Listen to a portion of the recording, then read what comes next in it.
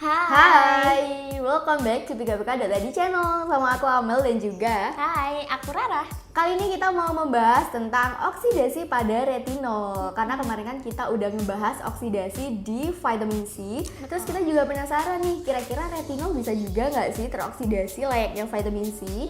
Terus kita juga udah ngelakuin eksperimen kayak kemarin ya kak ya, sama jadi produk retinol dalam bentuk krim itu kita jemur selama seminggu. Kurang lebih seminggu lah ya.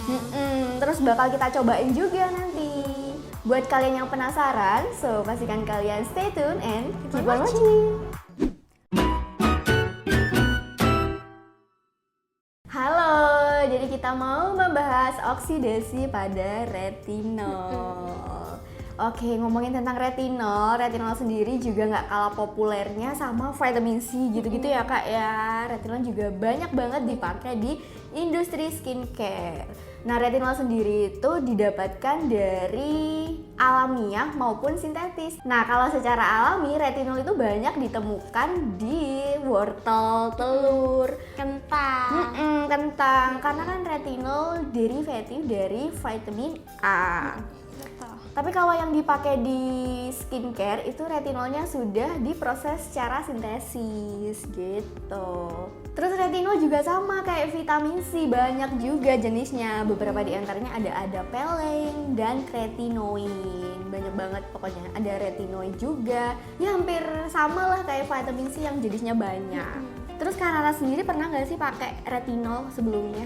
Oke, kalau aku sendiri itu belum pernah sih Kak pakai retinol, karena sebenarnya retinol itu kayak disarankan untuk orang yang usianya 30 tahun ke atas, alias yang sudah mengalami penuaan dini. Terus kayak ada seperti kerutan halus. Oke, jadi emang lebih dibutuhkan untuk mereka yang sudah menginjak 30 tahun. Betul. Kalau yang kita-kita nih masih muda, umur masih muda lah 20-an ya. gitu dan sudah mengalami kayak penuaan dini seperti ada kerutan di bawah mata, terus kayaknya kulit ini kurang kenceng, itu mending pakai bakuchiol aja. bakuchiol aja, daripada retinol. Itu salah satu alternatif retinol.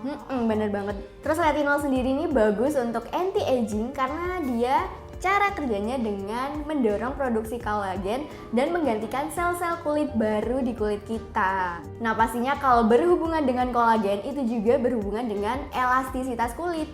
Pokoknya kalau kolagen kita terjaga, kulit itu bakal pelampi, kenyal, tekstur kulit jauh lebih halus. Pokoknya kolagen itu berperan penting dalam kesehatan kulit. Terus selain itu kolagen juga bisa mencerahkan kulit, menghilangkan flek hitam, dan juga bisa menyamarkan pori-pori yang terlihat besar. Itu bisa disamarkan sama retinol. Berarti retinol ini adalah salah satu kandungan yang benar-benar multifungsi banget. Multifungsi banget. Kayak niacinamide ya, bisa buat semuanya. Tapi kalau niacinamide kan nggak bisa untuk anti-aging. Kalau retinol ini jagonya anti-aging.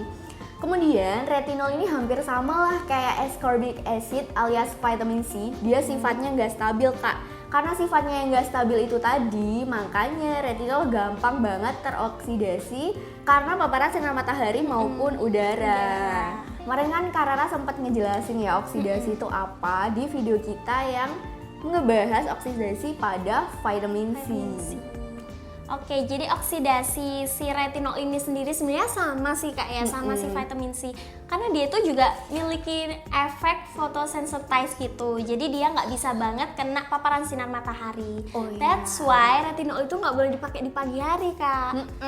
Jadi pakainya tuh di malam hari aja. Karena kalau pagi dia bisa menimbulkan reaksi yang nggak bagus ke kulit kamu. Contohnya kulit kamu jadi kemerahan gitu. Terus sunburn itu yang paling parah sih Kak. Iya, kalau vitamin C malah sebaliknya, lebih bagus dipakai di pagi hari karena dia antioksidan. Kalau retinol sebaiknya jangan ya, better dipakai di malam hari karena memiliki sifat fotosensitif. Dan karena sifat fotosensitifnya itu juga, retinol ini packagingnya juga lumayan gelap ya Kak ya, dari produk-produk lain sama seperti vitamin C. Terus juga cara penyimpanannya itu harus lebih ekstra gitu, jangan ditaruh di tempat yang ada sinar matahari, terlalu panas juga nggak bagus kayak gitu. Iya, sama manjanya kayak vitamin C ya. Si Bahkan retinol ini lebih parah ya Kak. lebih manja lagi dari vitamin C.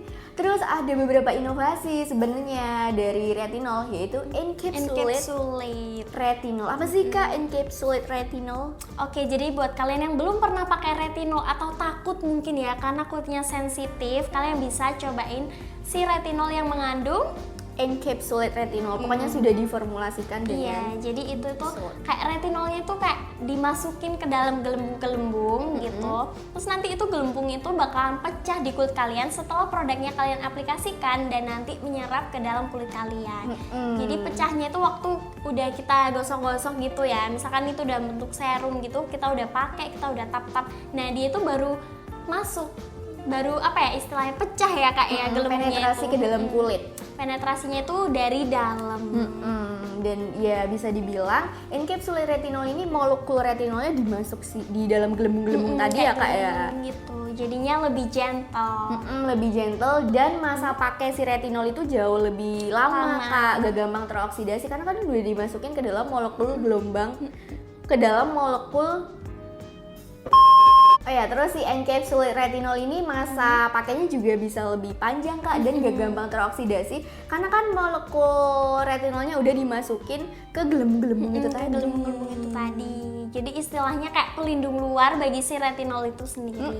Bener. Dan produk yang pakai encapsulate retinol apaan sih? Aku ada salah satu contoh ya dari produk yang mengandung encapsulate retinol itu dari Santing yang level 1% retinol. Dan ini tuh termasuk jenis retinol yang bener-bener gentle, bisa banget buat kalian yang pengen nyobain gitu kan. Aku pengen nih coba pakai produk retinol, tapi bingung mau pakai produk apa dan takut kalau misalkan langsung pakai retinol yang harsh gitu kan. Langsung takutnya breakout gitu. Ya udah kalian cobain aja dari si Santing dan ini juga 1%. Cuma 1% itu masih kecil persentasenya.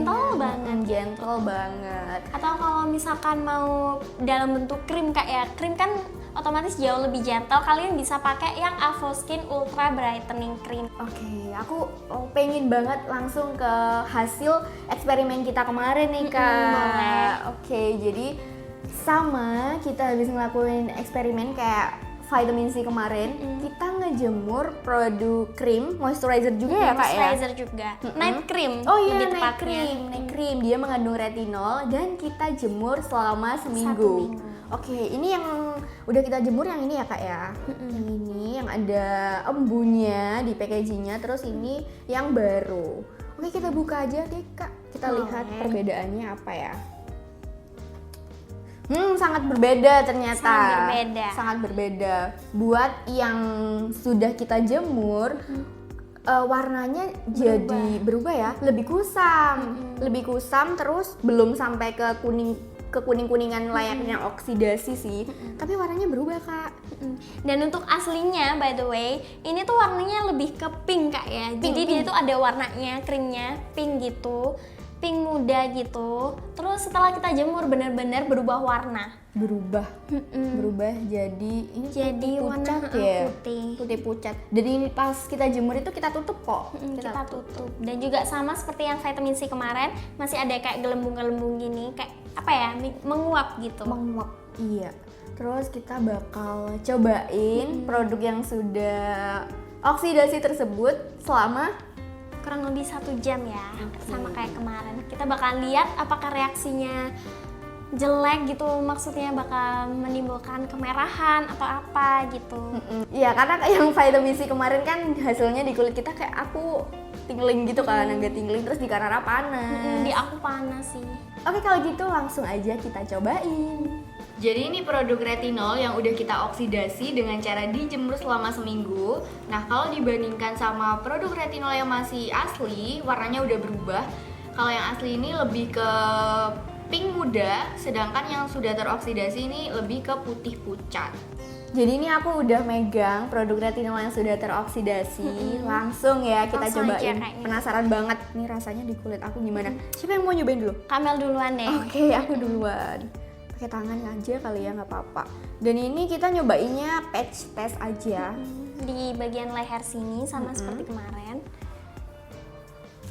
Teksturnya agak mengering Kak ya, sama kayak si yang apa? Vitamin C kemarin, yang krim vitamin C. Dan baunya menurutku udah nggak se-strong yang malah aku cium bau apa-apa dari krimnya. Iya, kayak udah hampir hilang gitu baunya. Udah hampir hilang. Terus ini kalau diaplikasikan itu masih tetap sama. Masih kok. Kayak ada gerinjel-gerinjelnya gitu sama yang vitamin C kemarin itu sama. Teksturnya jauh lebih nggak halus. Nggak halus geradakan dan rada susah di blend. Ini aku ngeblend nggak selesai-selesai Sama ya, dari dari tadi. kayak si vitamin C kemarin. Terus finishnya dia nggak lengket gitu, Matte. matte gitu. Atau mungkin karena retinol kali ya. Oke, udah kita pakai by the way, dan kita tunggu sampai 1 jam ke depan. 1 jam. 1 hour later. Jadi ini kita udah pakai kurang lebih 1 1 jam. jam. Gimana reaksi di kulit Kak Rara? Di kulit aku reaksinya jujur nggak apa-apa dan nggak ada masalah apa-apa, nggak kayak yang vitamin C kemarin. Sama bener. Ini ya udah kayak pakai moisturizer biasa. Moisturizer biasa aja, cuman rasanya ya udah matte gitu, kayak kurang lembab. Kalau yang vitamin C kemarin tuh rasanya udah berapa ya? 2 menitan ya kayaknya ya Kak. 2 menitan itu kayak tingling gitu loh, rasanya udah mulai tingling. Udah panas gitu sih. Di Karara reaksinya panas, kalau di aku tingling. Ini nggak ada rasa apapun. Ini nggak ada rasa apapun, Sama jadi sekali. ya biasa gitu. Cuman kulitnya nggak lembab, ya udah sama kayak leher aku yang sebelahnya gitu. Jadi kalau menurut aku tingkat oksidasi retinol dan vitamin C ini lebih tinggi di vitamin C ya. Buat efeknya ya. Lebih tidak stabil di vitamin C. Kalau emang lebih ke fotosensitifnya sih. Fotosensitifnya betul. Nggak bisa dipakai di paparan sinar matahari langsung. Kalau udah kita pakai secara topikal ya, itu nggak bisa langsung kena paparan sinar matahari langsung, karena seperti yang sudah dijelaskan Kak Rara tadi, kulit kita bakal kerasa Sunburn. sunburn. Meskipun udah pakai sunscreen SPF 100 pun juga bakalan sunburn. Gitu. Jadi lebih baik retinol dipakai di malam hari.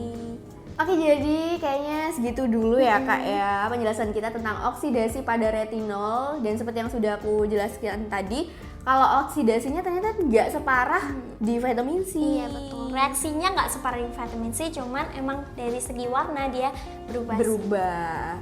Oke, semoga penjelasan kita tadi dapat menambah referensi kamu di dunia persinkeran.